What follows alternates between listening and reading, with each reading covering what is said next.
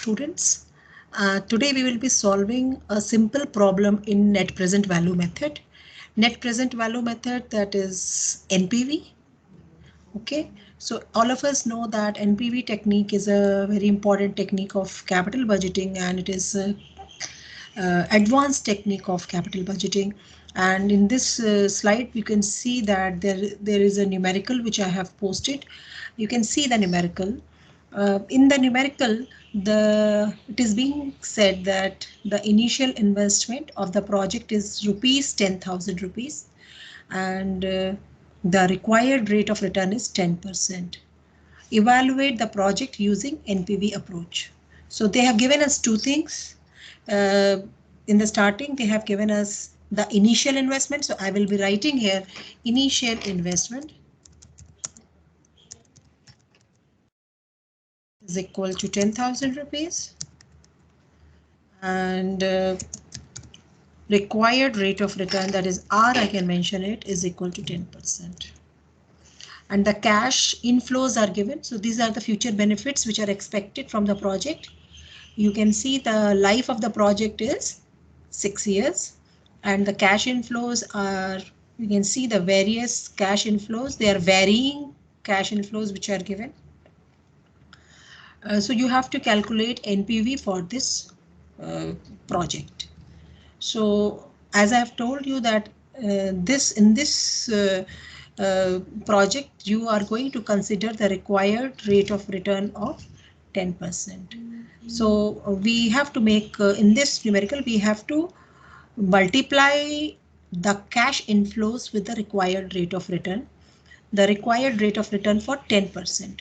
So there are present value interest factor table from which we can get these values. So I am taking these values from this another numerical which is there. So I'm just showing you these values. So these are the values at 10%.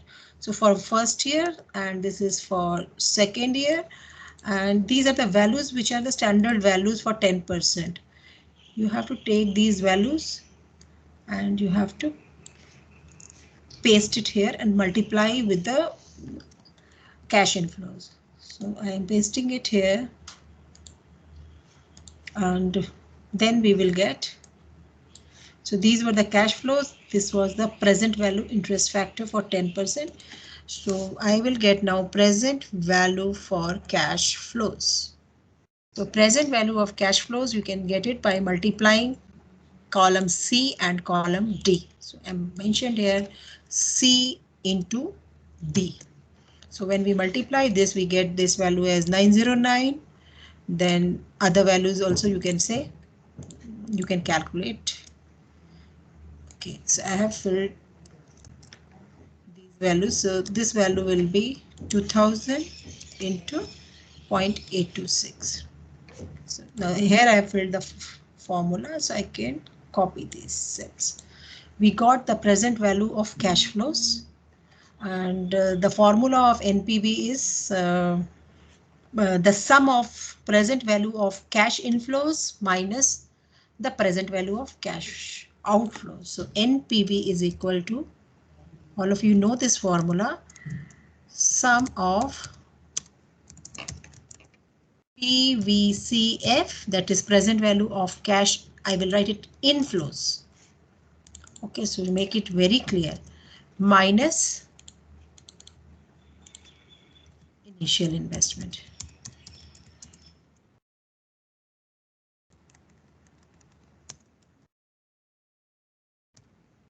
So this is the formula for NPV.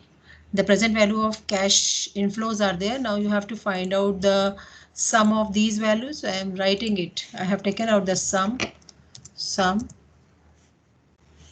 So next you can find out NPV is equal to 14,085 minus initial investment was 10,000. So the NPV comes to 4085. You can see that the NPV is positive NPV for this. So we can we can consider this project. If the NPV value is greater than 0, then the project can be accepted. In case there are two projects, then separately you have to find out the NPV for both the projects.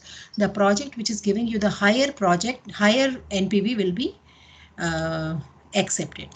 So I hope you like the video. Thank you very much.